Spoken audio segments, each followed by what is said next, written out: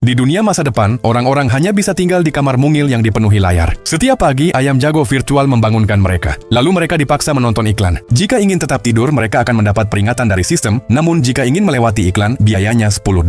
Pria itu sudah memiliki $15 juta, jadi ia memilih untuk melewati iklan. Lalu ia pergi ke kamar mandi menghabiskan $3 untuk pasta gigi dan memakai headphone untuk pergi ke tempat kerjanya. Cara orang bekerja adalah dengan mengendarai sepeda statis. Namun uang yang mereka hasilkan hanya cukup untuk mempertahankan hidup normal dan mengubah penampilan virtual mereka. Pria itu merasa semua ini tidak nyata dan ia mulai bosan dengan hidupnya. Suatu hari pria itu mendengar lagu yang indah. Lagu itu dinyanyikan oleh seorang wanita cantik. Pria itu sangat menyukainya dan mulai mengobrol dengannya. Ia berpikir wanita itu harus mengikuti ajang pencarian bakat. Tetapi tiketnya seharga $12 juta dan wanita itu tidak punya uang sebanyak itu. Pria itu berencana memberikan wanita itu tiket, namun ia menemukan bahwa harga tiket tersebut naik menjadi $15 juta.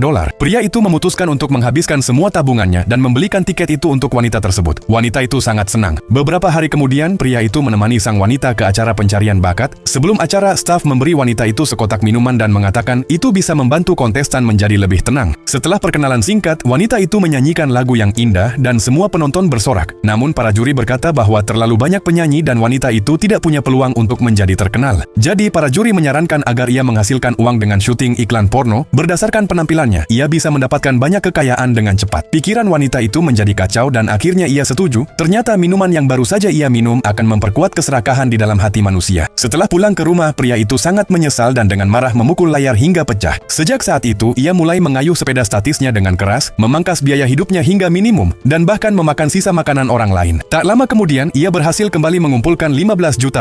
Ia membeli tiket, menyembunyikan pecahan layar di pinggangnya, dan pergi ke acara pencarian bakat. Saat para juri tidak memperhatikan, pria itu mengeluarkan pecahan kaca dan menempelkannya ke lehernya sendiri, mengecam penyelenggara karena menggunakan acara hiburan untuk mengikis dunia spiritual orang miskin. Saat itu para juri justru memuji pidato pria itu dan berjanji akan membuatkan acara khusus untuknya. Mereka bahkan bilang ia akan mendapat $100 juta untuk setiap pidato di masa depan. Sejak saat itu, pria itu akan membawakan kecaman yang sama dalam setiap pidatonya. Dan setelah setiap pertunjukan, ia akan memasukkan pecahan kaca itu ke dalam kotak hitam. Pada akhirnya, ia pun jatuh ke dalam perangkap keserakahan.